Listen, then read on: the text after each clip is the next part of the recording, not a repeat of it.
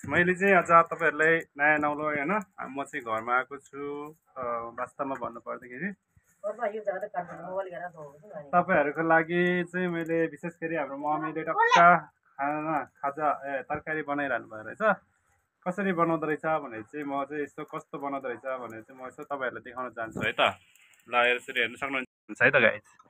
यो चाहिँ मम्मीले बनाउनु भएको अर्ग्यानिक तरकारी होइन, टक्क उसमा बनाउनु भएको के भन्छ आगोमा बनाउनु भएको, तर चुलोमा बनाउनु भएको चाहिँ होइन, ग्यास चुलोमा चाहिँ। तर आगोमा बनाएको चाहिँ छुट्टै मिठो हुन्छ। यहाँ चाहिँ हाम्रो मम्मी हुनुहुन्छ। के छ मम्मी तपाईँको खबर? तरकारी बनाइरहनु भएको मिठो हुन्छ मम्मी? मलाई पनि एकदमै मिठो हुन्छ जस्तो लाग्छ होइन। टक्क त्यही भएर आज चाहिँ अब तरकारी बनायो। अब खाना खाने बेला यहाँ चाहिँ यता झाडु लगाएर छ। अब उता चाहिँ हामी जाँड राखेको के भन्छ जाँड राख्न लागेको। उता चाहिँ मेरो डाँडामा चाहिँ आउनु भइरहेछ होइन। सक्नुहुन्छ अब म तपाईँहरूलाई देखाउन गइरहेको छु मेरो भ्लग भिडियोमा। कुखुराको फर्म हो। कुखुराको फर्मभित्र चाहिँ हाम्रो जाँडहरू बनाउने काम गर्छ। यहाँतिर दाउराहरू यसरी बनाउँछ। दाउराहरू यसरी बनाइरहेको छ। अनि त्यसपछि त्यहाँ चाहिँ हाम्रो चुलोमा चाहिँ जाँड बनाउँछ। यहाँ चाहिँ जाँड रक्सी पारे पनि होइन। आज चाहिँ फाइनली हामी चाहिँ चामलको जाँड राख्न हामी कुखुरा पनि छ यहाँ। अनि यसरी चाहिँ हामी चाहिँ जाँडहरू बनाइरहेछ होइन। टक्क लगाएर यहाँ चाहिँ मेरो बुढीले चाहिँ आज चाहिँ पुरा जाँड राखिरहेको छ। यहाँ पुरा उ गरिरहेको छ। यत्रो 4 बोरा चामलको कस्तो लाग्छ होइन। मेरो भिडियोहरू यस्तै आउँछ भोलिको दिनहरूमा टक्क लगाएर होइन।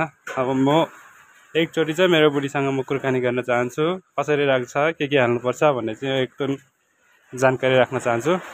हेलो नमस्ते, के छ बुढी? के छ? पुरा जाँड राखिरहेको छ त मेरो बुढी त आज त। के हाल्नुपर्छ, यो कसरी बनाउनुपर्छ बुढी? मर्चा, नुन खोर्सानी सबै हाल्नुपर्छ। ल मर्चा, नुन खोर्सानी पनि हुन्छ र भनेको? यति धेरै छ, कहिले सकिने हो? आम्मामा यसरी चाहिँ उ गर्नुपर्छ। यसलाई तातो कस्तो तातोमै हाल्ने हो कि यो चिसो पारेर हाल्नुपर्छ यसलाई? थोरै जानकारी दिनु न। अलि सुन्ने गरी भन्नुहोस् न। चिसो भएर मात्रै हाल्नुपर्छ। अनि तातोमा हाल्यो भने छोक्सी गर्छ। छोक्सी गर्छ? छोक्सी पनि गर्छ है? छोक्सी गर्छ भने चाहिँ खानै नसक्ने भनेर चाहिँ यो चिसो हुनु पर्यो होइन। अनि यसलाई अब के गर्ने? अब यसलाई मर्चा हाल्ने? मर्चा चाहिँ यहाँ रहेछ है।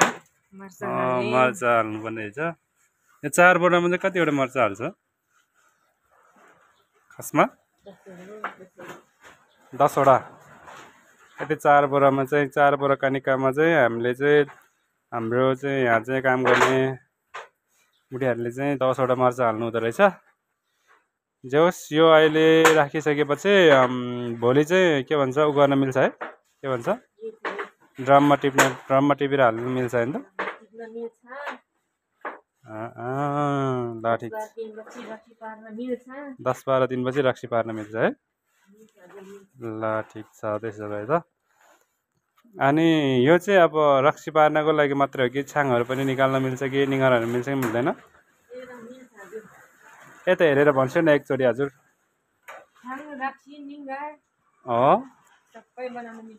सबै बनाउनु मिल्छ है?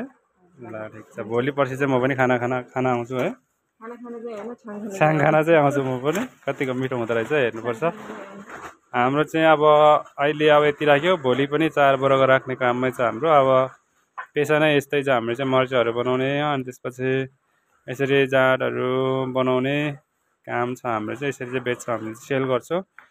अनि एकदमै राम्रो आम्दानी हुँदो रहेछ। हामीले चाहिँ यसरी चाहिँ हामीले चाहिँ दाउराहरूको पनि धेरै व्यवस्था गरिराखेको छौँ।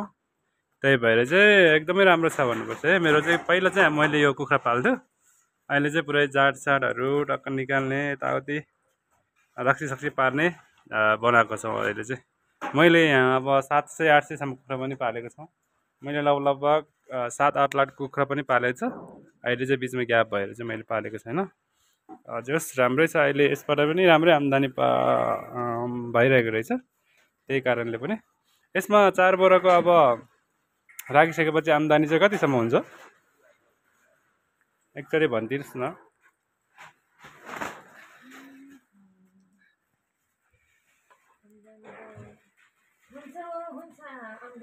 यति 4 बोरा राखेर अनि रक्सी पारेर बेच्दाखेरि ल 15-20 हजार हुन्छ